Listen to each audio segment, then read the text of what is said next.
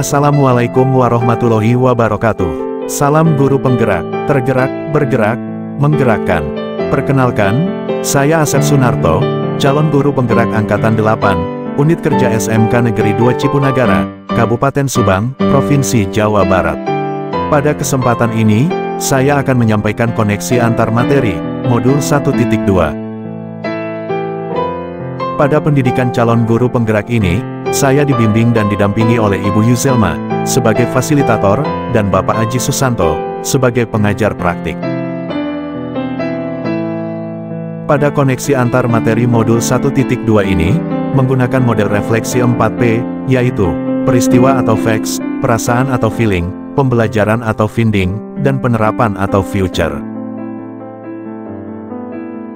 Yang pertama, peristiwa, momen penting, dan mencerahkan bagi saya, selama mengikuti proses pembelajaran Modul 1.1, yaitu, saya memahami bahwa, pendidik hanya dapat menuntun serta mengarahkan tumbuh dan berkembangnya kodrat pada anak, bukan merubah dasarnya.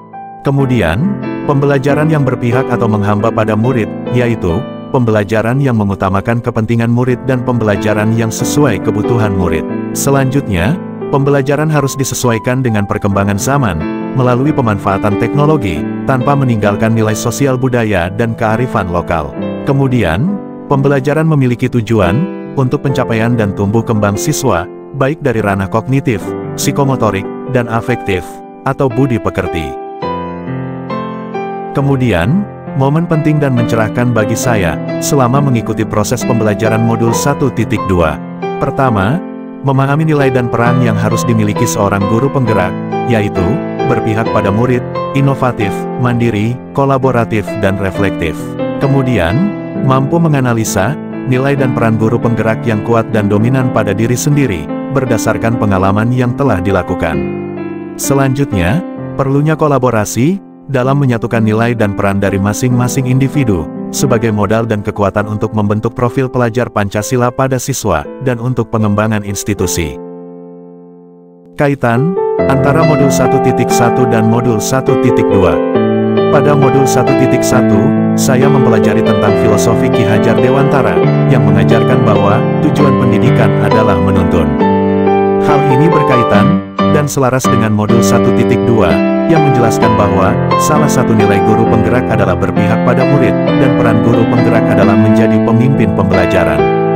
Dengan berpihak pada murid, dan menjadi pemimpin pembelajaran, guru akan mampu menuntun siswa kepada kodrat alam dan kodrat zaman, agar mereka dapat mencapai keselamatan dan kebahagiaan yang setinggi-tingginya, baik sebagai manusia, ataupun sebagai anggota masyarakat.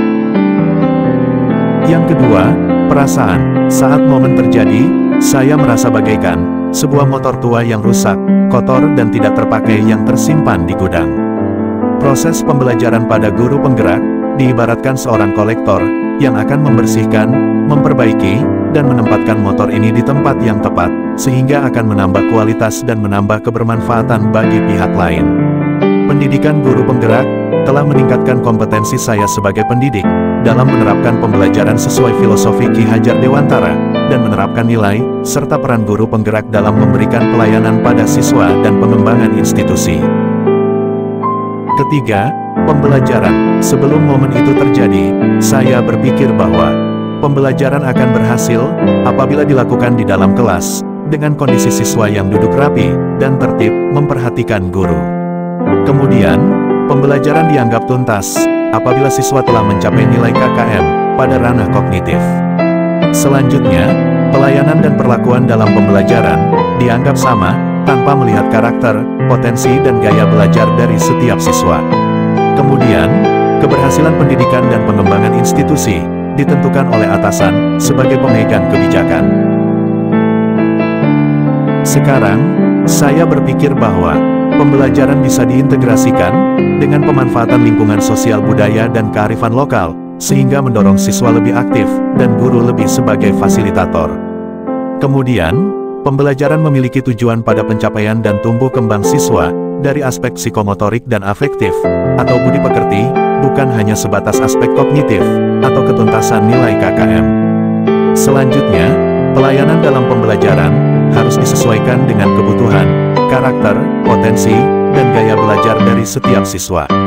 Kemudian, perlu adanya kolaborasi untuk menyatukan setiap nilai dan peran yang sudah dimiliki masing-masing individu sebagai guru penggerak, sebagai kekuatan untuk mencapai tujuan bersama.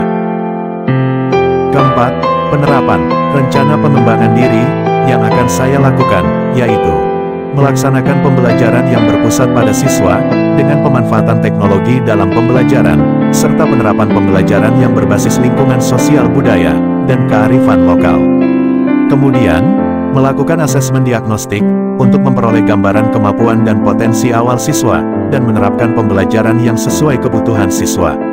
Selanjutnya, melaksanakan program pembiasaan positif, pembentukan karakter budaya kerja. Kemudian, melakukan kolaborasi dengan berbagai pihak dalam pelaksanaan pembelajaran dan pengembangan institusi.